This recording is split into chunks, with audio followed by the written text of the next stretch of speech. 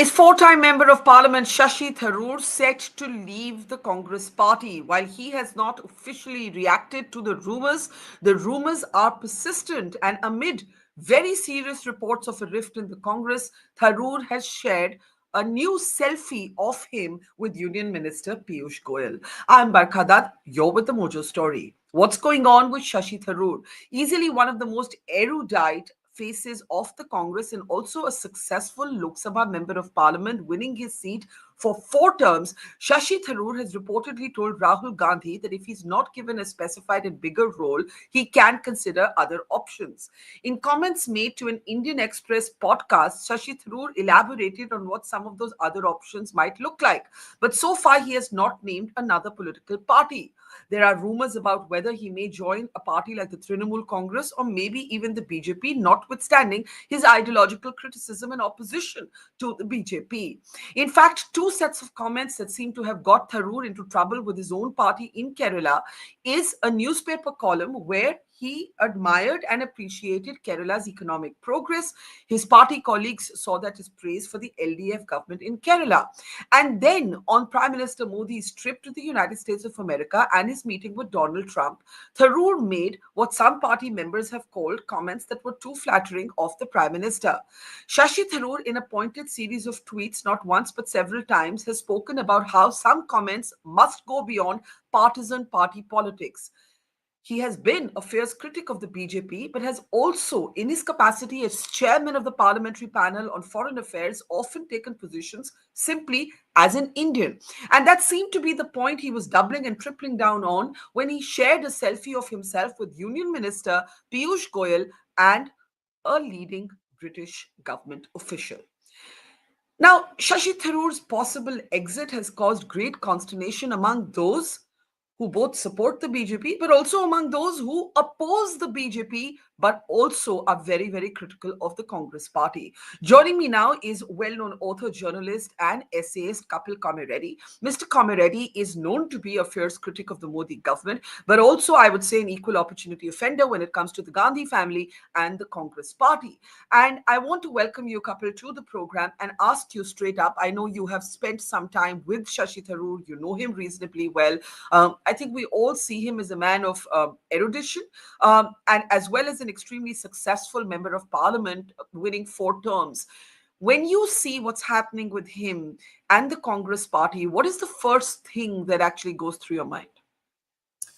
The attempt to paint him as an out-of-touch elitist is completely at odds, not only with the person he is, but with the graph of his career. Consider Barkha when he left the United Nations as the second in command, having very nearly succeeded Kofi Annan. He had many opportunities. He was on the speaker's circuit where the fees range from $50,000 to $150,000. I know the agent he was working through, and that's roughly what speakers get paid.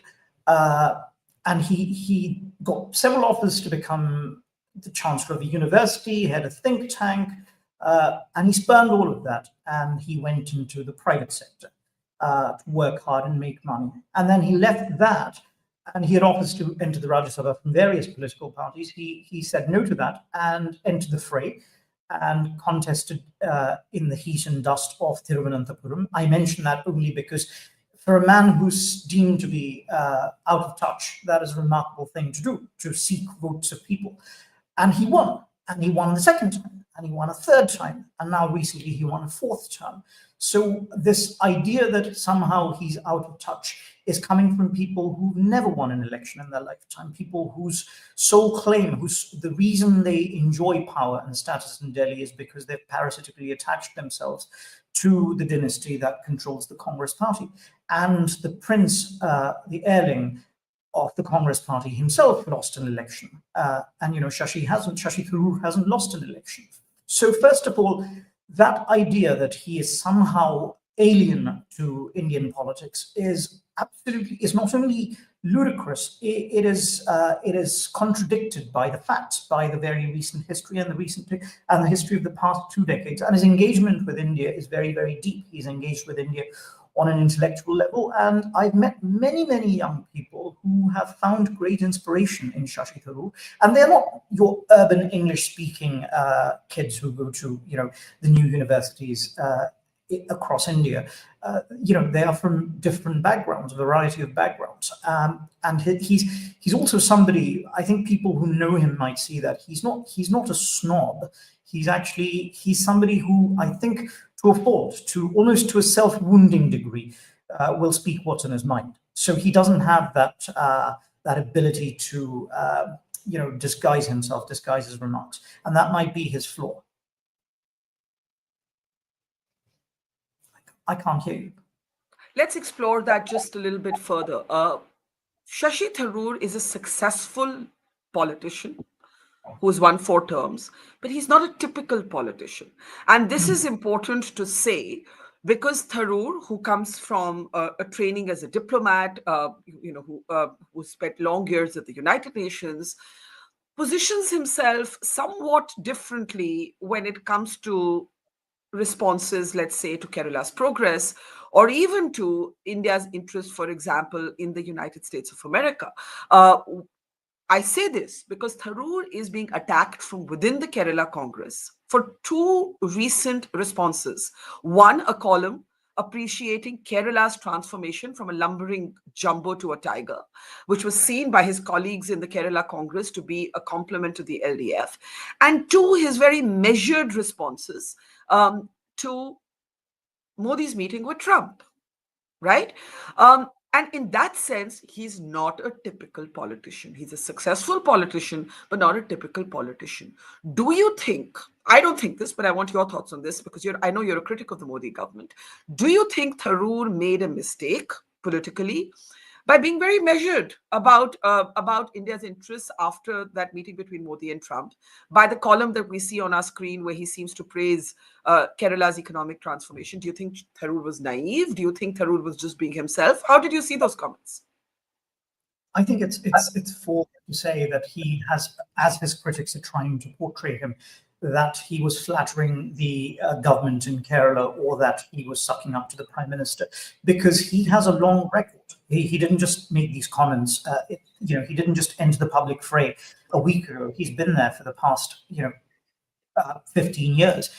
And he's been a very, very, very trenchant critic of this government, especially on the question of pluralism, especially on the question of minority rights, defending Indian secularism. And he said some very stinging words about the Prime Minister, and more eloquently, I might say, than any of his colleagues. And within Kerala, he has been, I think, a long-standing critic for about 4 decades. And here I might differ from him, of the left in Kerala. I think the left has done very, very admirable things. He seems to differ on that point, and he's been a very, very trenchant critic. The point he was trying to make, and it's almost infantilizing to the people of Kerala that we have to explain this and discuss this, is that Kerala has made some progress. If you are representing your state and asking outsiders to come and invest in your state, you can't spend your day saying that your state is Darfur and your state is Sudan. You can't do that. You've got to talk up the positives. And I think he was motivated primarily by that. And it reveals more about his critics than about Shashi Tharoor that they jumped on this. They have always looked for any pretext to assail him. And I think they want to do that because the 2026 statewide elections in Kerala are upon us. And he is, many people in Kerala see him as a potential chief ministerial candidate. And in the opinion polls, he's ahead of the pack. And he's seen to be a threat. And they want to neutralize him. This is preemptive action on their part. And he has, I think, Barkha, over the last decade, absorbed too many insults. The chief minister of the state of Telangana, before he became the chief minister, called him a donkey. This is a man who was caught on camera allegedly giving a bribe to another lawmaker. This is a man who was an interloper in the Congress party, jumped into the party in 2017. That person is somehow fit to be given the office of the chief executive of a very important state. But Shashi Tharoor, who's won 4 elections, has been the most eloquent critic of this government, of the Modi government, and is an internationally recognized figure. That man is somehow a pariah. That goes on to show, that reveals more about the Congress party than it does about Shashi Tharoor. The constant jibes at him that he's somehow a closet supporter of the BJP just, you have to have had no acquaintance with his work to make those claims. But truth doesn't matter here. The point is to destroy him. And I think you have to look at the people trying to destroy him, Barkha. He entered the fray to become the leader of the Congress party in the democratic election.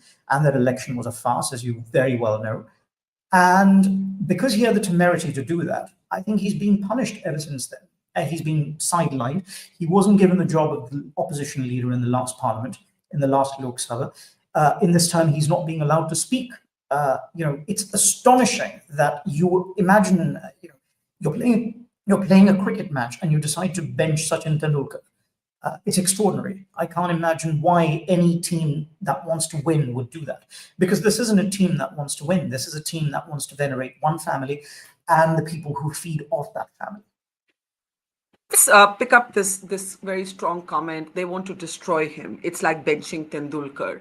Who's the they? Now, one of the sort of set of responses we've seen from very well-meaning supporters of the Congress party who are very disturbed at what's happening with Shashi Tharoor is to blame, quote unquote, the gatekeepers. I personally don't understand what that means. I mean, how can this stop at the door of the gatekeepers? When you say and you remind us that Rahul Gandhi himself lost a major election in Amethi, Tharoor doesn't have that taint thus far on his political graph. Who is the they? Who is the they who want to destroy him? Who do you blame for what's happening right now? I think it's very interesting that Rahul Gandhi, who is the de facto leader of the Congress party, is simply inaccessible. I think the meeting that Shashi Tharoor had with Rahul Gandhi recently was perhaps his first one-on-one meeting in several years. And that goes on to show how extraordinary it is that a person who has led his party to 3 successive historic defeats cannot be accessed by one of the senior-most leaders in the party. And as far as the gatekeepers are concerned, there are people around Rahul Gandhi, people who presided over successive defeats. Within Kerala, I don't know, I cannot substantiate this because I don't know it, but I hear this from people within the party who write to me, who speak to me. KC Venugopal is seen to be someone who's a gatekeeper. This is a man who should be in the record books. He's presided over something like 80 electoral defeats for Congress party, which means his career is just going up and up. In any other organization where merit is the basis, he'd be out. But here, he's probably going to become prime minister one day because he's lost so many elections. He's definitely going to be there in that job. And KC Venugopal comes from Kerala, and he has accountability. He's completely a stranger to the concept of accountability. He's now back in Lok Sabha, but he's led the Congress party to a series of electoral defeats. And the fact that there is no accountability goes on to show how insulated he is. And how protected he is. So that alone is an indicator of his status within the party. So if you do the right things, if you win elections, if you enhance your party stature, you are punished. If you lose elections but display loyalty, and if the philosophy, your animating philosophy is Gandhi first rather than India first, then you're secure in your position. Then there are others like, again, I do not know this for a fact, but I hear that there is Jairam Ramesh, a man who, as you know, has never won anything in his life. Again, an incredibly powerful man by virtue of not winning a single vote. This is what is bizarre, that, your power in the party is inversely proportional to your popularity within the country. And that needs to change. And Rahul Gandhi himself, I think, needs to look at this, but I don't think he will, because it's been 15 years, and I don't think this is a man. Was it Einstein who said, if you keep doing the same thing and expect different results, then you're a fool. We can't expect anything different, and I think Shashi Tharoor might have to start, in his own interests and also in the interests of the country he loves so dearly, options outside of the Congress party if the party is devoted to stifling him and suppressing him. Let's look at what those options might be, but just very quickly, Jairam Ramesh, KC Venugopal are 2 of the gatekeepers in question. But eventually, if Shashi Tharoor goes or remains a sort of depleted version of himself in the Congress party, the buck will have to stop at the door of the boss. That's usually how it works in any organization. that usually how it works in any organization. Doesn't apply to Congress party. If it did, Rahul Gandhi would be in the private sector because he's lost so many elections. He's led his party to 3 successive historic elections. Narendra Modi is in power because Rahul Gandhi is in the opposition. If Modi is cancer, Rahul Gandhi is tobacco. The two are interconnected. So the buck will not stop with him. If Congress loses an election, do you notice that there's always talk about introspection? When Congress wins, it's all because of Rahul Gandhi. This is not a political party. This is like, the Baath party. The boss is right at all times. It's just that it operates in a democratic setting within the country. It's an anti-democratic outfit in a democratic country. The buck will not stop with him. I think if Shashi Tharoor leaves, they'll try to paint him as an ungrateful fifth columnist within the party who revealed his true colors. But it will be a loss for the Congress. But it will be a gain in some way for the cause of restoring the lost values of India. So this is an interesting thought. You always seem to be saying that you hope that Shashi Tharoor does leave the Congress because the Congress needs that kind of jolt. But before we get into last comments on what Tharoor might do next, it's also about what he wants to do next. And, when I was on the campaign trail with him in the Lok Sabha elections, I remember meeting you in Thiruvananthapuram. I asked him, is the next aspiration for you to be basically the Chief Minister of Kerala? I want to just play out that clip and I'll come right back to you. Take a look. But is your long-term plan, your long-term ambition to be the Chief Minister of Kerala one day? I have not ruled anything out. Okay. Not because I ever thought of it. I came into politics with a purely national, international vision. But given the large numbers of very influential figures in Kerala who are insisting I start considering that, I have said, don't tell me now, let me wait till after Lok Sabha election. I will see what the future holds for me then, and then we can decide That's whether almost a yes. I didn't say it's a yes, I didn't say it's a, but it's not a no. Well, I mean, he's clearly indicating that that's something of interest to him. He would like now to be the Chief Minister of Kerala. Whether he can be or not is a different matter. Does it all come down to that? See, that answer to your question, very probing question, is so similar to the question I asked him when I just come out of college. And this was, I think, before in 2009 or sometime, or 2008. And I asked him, are you going to enter politics? I ran into him at some reception. And he said to me, I haven't made up my mind. I haven't ruled anything out. And my friends who were present there said, this is such a stupid question because this man's going to be eaten up alive. He's not going to work in Indian politics. And I thought they were underestimating him. And I think the fault of so many people around Shashi Tharoor is that they underestimate him. They don't actually look at the hard work that goes into it. They look at the package. They see him giving his speeches. They see the intelligent quips, the books. They don't realize that behind all of that is a lot of labor. It takes enormous amount of work to have that output. And he's a man who is in his constituency every weekend, most of the week if possible. He's a man who's constantly engaged with his constituents, who wants to bring investment into his state. I think he's extremely well connected with the people.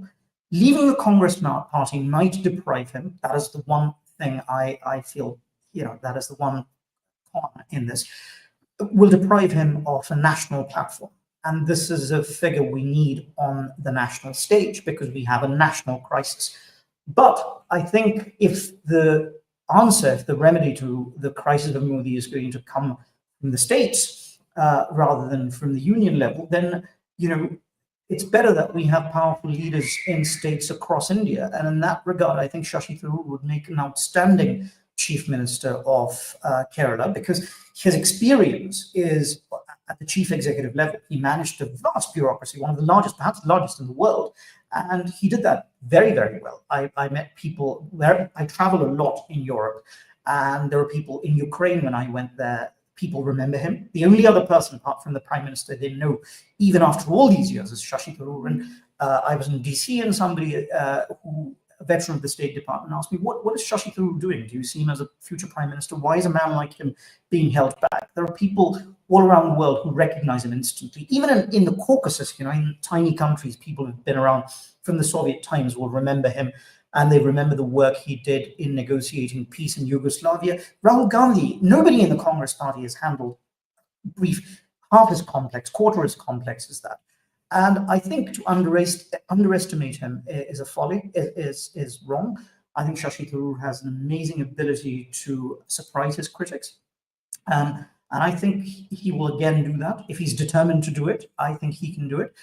But his big problem is he's part of a political party that is stabbing him in the back. He's like Caesar in the back. And if he can come out of this and forge together a coalition or put together something that can make it happen, then that would be a great thing for India, for Kerala, but also for India. Let me ask you this. Do you think in the end Shashi Tharoor is being punished for running for the post of Congress president? An election that he lost, but it will be remembered that he dared to contest. Now, to answer that question, look at the examples of the people who are rewarded. The people who didn't run, people who fought in elections. I gave you examples. People whose entire curriculum vitae consists of, stomach-churning praise for the Gandhi family. The chief minister of Telangana, for instance, who comes into the Congress party and suddenly is a devotee of the Gandhi family. Jairam Ramesh. So many people, so many citizens, they've flourished in the party. And one of the things I always cite an interview you did with Shashi Tharoor. And the most important, this is when he did a book on Ambedkar. And you asked him a question that others didn't, which was that, what do you think about dynasticism? What would Ambedkar make of it? And his answer was the most remarkable thing. He said Ambedkar wouldn't approve of it. And dynasticism, that is almost like taking a pistol and shooting yourself in the head. That's the equivalent. And Shashi Tharoor did that because he was being honest. His fidelity was to Ambedkar and to his work. And he gave you an honest answer, which no other politician in India would do. And as a voter, I think I have higher expectations. We're all in the gutters, but some of us are looking at the stars, as Goyal said. We should expect a better grade of politician. And I want that from my politician. And he spoke frankly and honestly. And he talked about reviving the Congress party from the grassroots level, giving authority to ordinary people rather than top-down directives and decrees. And that is an existential threat to a system that is run by the ukase of the ruling family. So, of course, he's being punished. And he's being punished for one reason, because he's good. Finally, the problem for Shashi is not a lot of effective options. If he doesn't join the BJP, of which he has remained a trenchant critic, if he joins a party like the Trinamool Congress, which has no presence in Kerala, which is where Shashi's politics have to unfold either in Kerala or on the national stage, right? There's no third option for him. He's not going to go to Bengal. He's not going to become a Rajya Sabha member of parliament after being a 4-term Lok Sabha member of parliament. The lack of good alternatives is probably why the Congress is able to take him for granted, because they can see that he doesn't have a lot of options. What do you think Tharoor's options might be, realistically speaking, at this point? Yeah, it's, the analogy of a partner who's mistreated because the partner doesn't have many options, and that is the tragedy of India right now, that there aren't many political outfits that are pan-national that can take on that can take on this juggernaut at the Union, and Congress, which has this, national legacy, is just in the hands of his family. So he doesn't have many options, that's true. But because he doesn't have many options, they mustn't take him for granted.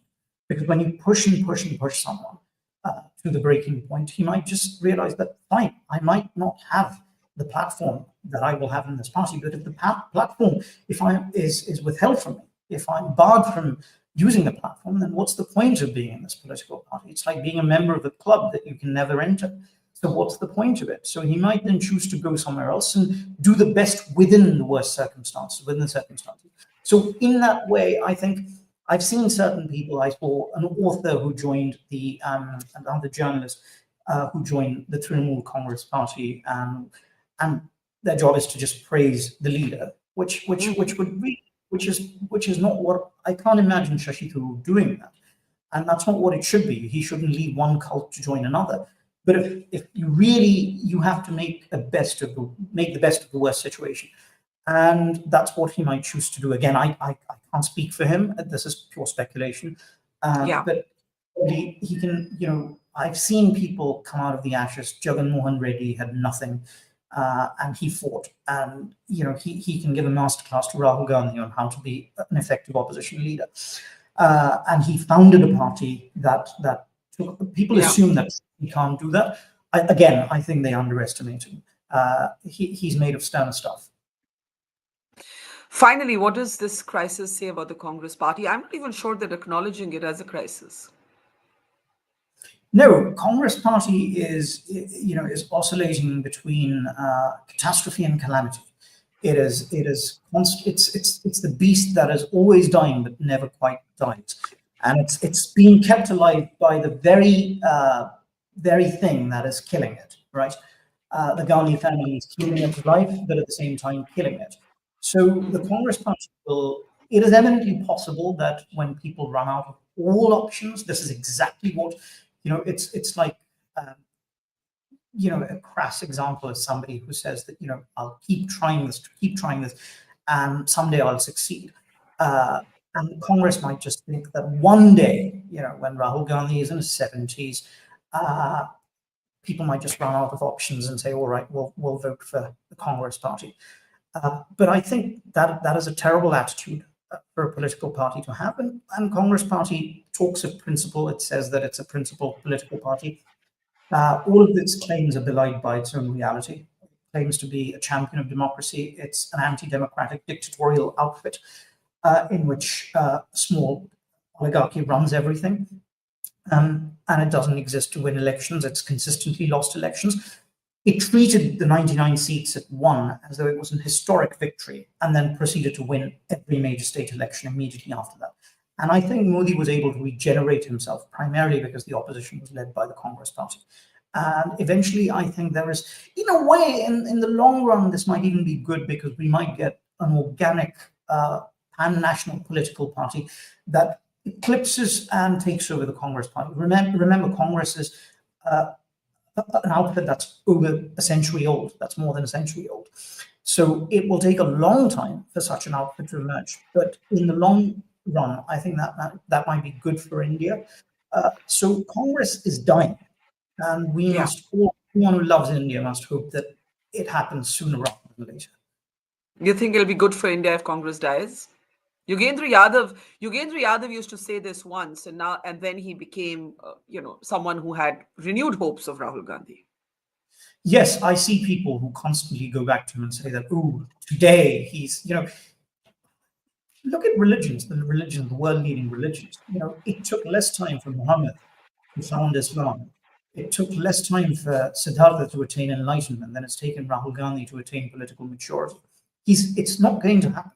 And if you refuse to accept history and just hold on to this belief, then you shouldn't be in the business of politics. You should be in the business of, you should be a spiritual salesman. And it hasn't happened so far. And the cost is India is paying the cost of the absence of an opposition. India's tragedy is not, as I keep saying, the presence of a strong man. It is the absence of an effective opposition.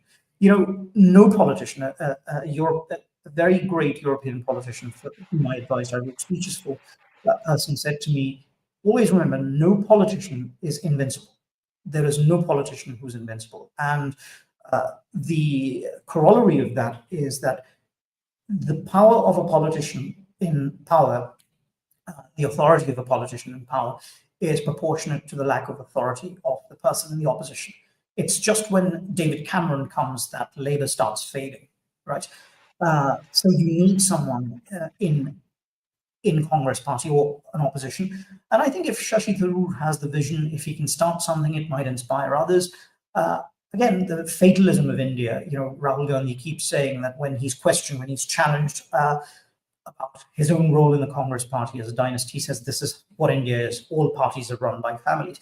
That's fatalistic. That's not true. If that was the attitude of Mahatma Gandhi and Nehru, they would have said, this is how things are. India has always been ruled by princes and kings. We don't need to be a democracy. Let's always accept our fate and move forward. They didn't say that. Yeah. And congresspersons who say that this is how India is, let's move forward, then they shouldn't be in the business of giving us hope. They are not giving us hope. They're asking us to accept the way things are. And that's not what a politician who talks about hope should do. So they are asking us to reconcile ourselves to feudalism, right? That is the ground rule. We all accept feudalism. And then we talk to each other, we lie to each other about lofty ideas such as democracy and liberty and freedom. Yeah. So if we want to change India, then this party, which is really responsible for lofting Modi into power, which is really responsible for so many things that have gone wrong, the first assaults on the constitution, this party needs to become extinct. And all those people who act as apologists for Rahul Gandhi, they deserve nothing but contempt. They are truly, in my eyes, that contemptible. They have no credibility that when they attack the prime minister, because you cannot in the one breath attack the prime minister and in the next forge extenuations for the family that has presided over so much horror in this country. This family is not an embodiment of decency. And if you really believe in Congress, then you should back the old Congress without the Gandhis, then you should back Shashi Tharoor. He is the last champion of the vision of the founders of India within the Congress party. Strong words there, Kapil. And also, I should reinforce that Kapil Komireddi is a very, very trenchant critic of the BJP and the Modi government. He doesn't speak here as a BJP supporter, and therefore, his words of criticism for the Congress party have a different heft because he's not coming from the perspective of being a supporter of the other side. And an interesting thought that who is the Congress leader who represents the ideas of the Indian National Congress and not the Congress led by the Gandhi family? Kapil Komireddi, thank you. And it should be interesting to see what Shashi does next. Hoping to reconnect once we know more on that score. Thank you and take care. Bye. Thank you. Bye-bye. It's great to see you here. Thank you for watching our work. If you haven't subscribed yet, don't forget to click the bell icon and subscribe to Mojo Story and support independent, robust journalism.